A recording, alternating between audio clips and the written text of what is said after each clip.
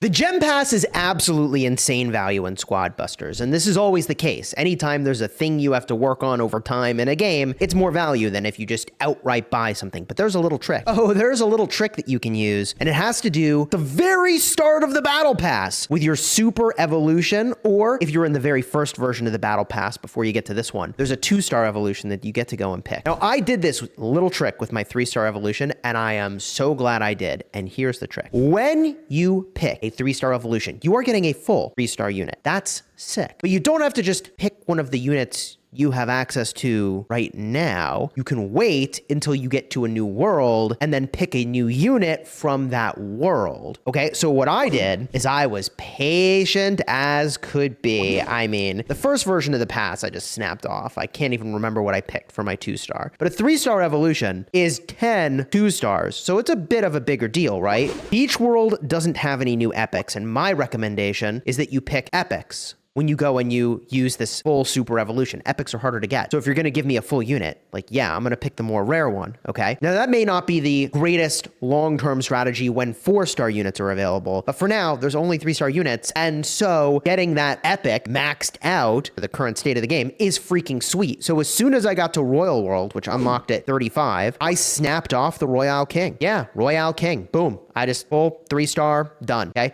Kind of wish I'd picked Mortis, and we could talk about who you should actually pick in a second. But that's my trick for the Battle Pass. You get a 3-star evolution, but you can only pick from characters that are available to you that are unlockable. And I am pretty sure I had not unlocked Royale King. All I had to do, I think, was as soon as I got here, select him. It is possible you need to have them unlocked and then you can get the 3-star version. Like, you need to have a 1-star, you need a baby first, maybe. I don't think so, though. I think I was able to just go in and snap it off, right? But even if you can't, the idea is sound. That, like, being able to go in and even if you have to unlock the baby version first, to get then a 3-star epic is sick. So with regard to which one you pick, I think, again, epic is the one you pick because they are harder to get. And between Mortis and Royale King, I would actually say to go with Mortis. Now, if you were not rushing to Royal World, okay, and you want to just pick something right away, which I definitely respect, if I were doing it all over again, I would say I would pick Barbarian King or Witch. Both of them have really cool 3-star abilities. Barbarian King will heal passively, and we'll talk about that.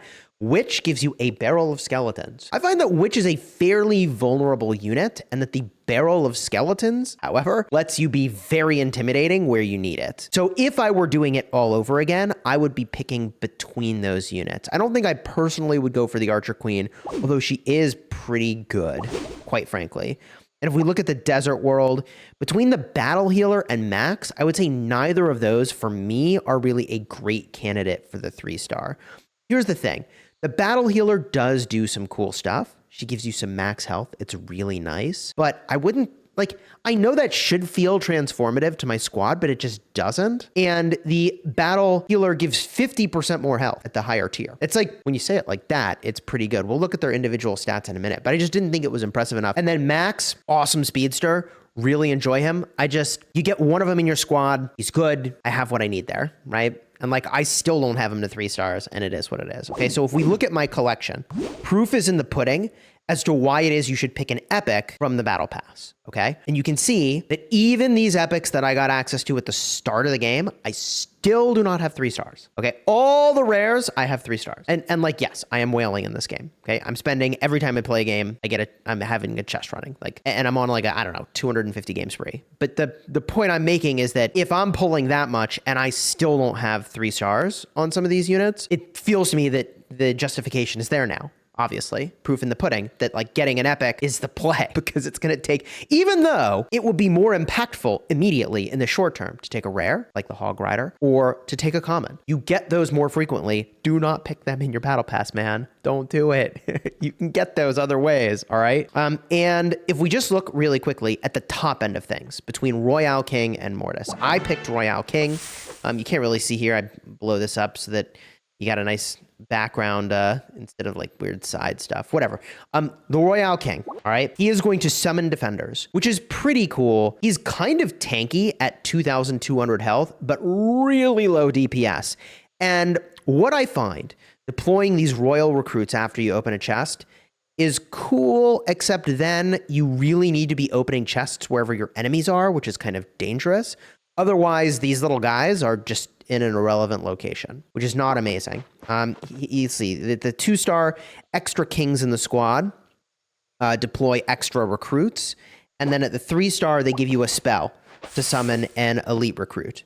And I have used that. It does technically do a little like mini bomb style effect, which is actually kind of powerful. It like knocks people back where you throw it. But overall, again, between Royale King and Mortis, I wish I had picked the Mortis. Now, I very recently unlocked the higher tier of Mortis, but when you get him to 3 stars, he will allow you to revive 4 busted monsters to fight in your squad. I believe the original number is 3, all right? And when those busted monsters expire, they then turn into bats. That's a 2-star ability. I think he's pretty sweet. He's a little bit more squishy, but significantly more DPS than the Royale King. And they call him an all-rounder, which I definitely can see. He is doing a lot of things, okay? But keying back to, all right, you boy cheese, what do I pick if I'm not going to wait and I'm just going to pick right away? I, again, will make the argument it's between the Barbarian King and the Witch. And as I described, which of course you know is summoning skeletons, right? But she will actually give you a skeleton barrel that you can throw. Now, the downside is that it is a barrel that is a spell. The problem with spells is that they take a spell spot. Pretty straightforward why that's an issue, right? Because if you already had a spell that you were planning to use for a really good engage, now you have to just throw that one aside like a bomb and then pick up your skeleton barrel, or you're not getting the benefit of this, right? Like the 3-star gives you a skeleton barrel. You don't get the benefit of that if you don't have room to pick up your skeleton barrel. And sometimes combat's fast and you just miss it. So like, I don't think Witch is the play, although I would not regret it. I would not be mad at taking a Witch as your pick to go to 3 stars because like, yeah, Witch is good, okay? Witch is super good. The other unit that is really strong, I mentioned the Barbarian King, all right? So the Barbarian King is doing a couple things for you. First, he makes your melee units attack faster. So that's just like squad-based DPS boost. Love to see it. That's just a very powerful effect. And we'll talk about in a second the ranged equivalent, right? But he occasionally does a stun, which is kind of like a Shelly effect. And when you unlock Shelly, you'll see what I mean. This effect is very powerful.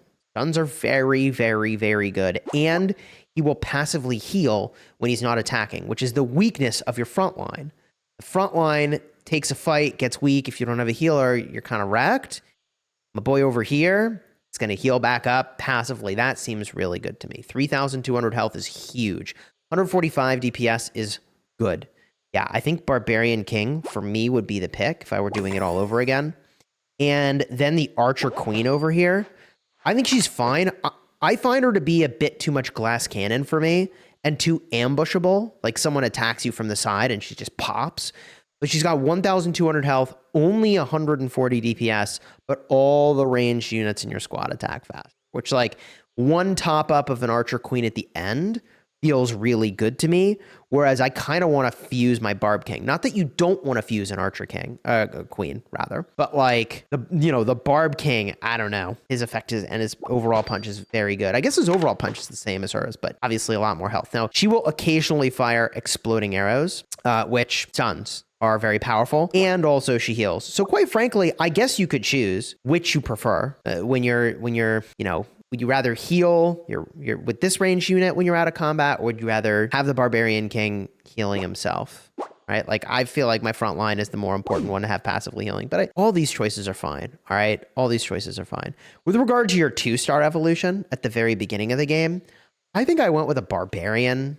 Barbarian's sweet. We look at what you get here. Becomes an elite after bashing lots of baddies. It's 3 baddies, He gets a little helmet on. He's more elite. I don't know what the elite modifier does to his attack and health, but elite good is all I can say about that, quite frankly. And the 3-star version, by the way, makes it so you instantly go elite when you pair with another Barbarian, which is pretty cool, actually. But, as far as 2-stars go, I honestly almost feel like your best bet is just the Greg. Chopping 3 is twice as fast. You may not realize that Greg is the GOAT, but Greg is the GOAT. The other one, if you were going to take a 2-star right away, you're just going to rush this battle pass, like Goblin, also goated, man. I mean, quite frankly, all these units are very good, but if we look at the ones that I deploy the most, it's got to be Greg or Goblin in the early game. And like getting a good start means you can have a good mid or late game. If you don't have a good start, how are you going to have a good late game? Just asking, right? When you put it like that, it's like, oh, right. So it's much better to get a good start than it is to set up for a good late game, in my opinion. Because with a good start, you get coins. With coins, you get momentum. With momentum, you get position. And with position, you get more coins and more loot, right? So I would say if you're picking units in the very first pass, Goblin or Greg, if you don't have them at 2 stars. And I would say to focus on getting a unit to 2 stars that is not already 2 stars. That said, if you can pick a rare and you have those available to you, going with my strat of higher rarity, between Medic, Dynamite, and Hog Rider, let's see here. Hog Rider Turbo lasts longer. Yeah, that'll save your life on so many matches. I would say probably Hog Rider is the play if you can take a higher rarity with that 2-star evolution. And between Medic and Dynamite, I would say Medic for sure. Dynamite is lowest on my prio list. He was the first unit I took to 3 stars, I think, at the rare tier, and I'm not in love with it. Between B and Nita, I would say Nita is the pick for sure. B, the problem with her is that you have to get Bs. And I find that there are a lot of times where I don't want to be repeatedly going back and getting Bs. And you have to refresh your stinking Bs. Between Wizard, Pam, Penny, and Tank, dude, Tank is the GOAT. Tank is so goated. Wizard and Pam, I would say probably Pam? I was not too happy about Pam, and now I actually am just like really enjoying using her. Anyways, this video has gone long enough. The trick here is wait till later worlds. Even if you have to have the unit unlocked to then be able to instantly 3-star it is amazing. And again, your choice selection is not going to include all these units if you haven't gotten to the world where that unit becomes available. And again, I don't remember. I'll update the pinned comment if you need to actually have the unit unlocked as soon as I have the answer to that. In fact, you guys let me know in the comments. Let me know in the comments. I mean, I started playing this game and I was like, oh, I don't know. Am I going to make videos about this game? I'm just going to play it a little bit and enjoy it. And so I didn't record when I was doing this. And then I was like, oh my God, I'm actually obsessed with this game. And I'm going to start making videos. And I wish I had recorded everything I did in the early game. But whatever. If you found this helpful, throw a like on here, subscribe to the channel.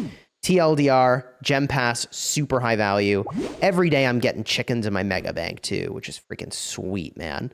Ongoing chicken value. And then, dude, the Mega Chicken's, the Dragon Chicken is sick, man.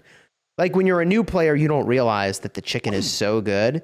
You're just like, oh, Tigray looks cool, chicken bad. I've actually used up all my Tigrays, apparently. Like most matches, I don't even deploy a Mega when it gives me the option at this point, just because I'll save it for when I'm really in trouble and getting wrecked, and I try to crawl back into a match to keep my spree going. That's kind of the game plan I take here. All right. If you enjoyed the vid, throw a like on here. Subscribe. We got more Squad Busters on the way.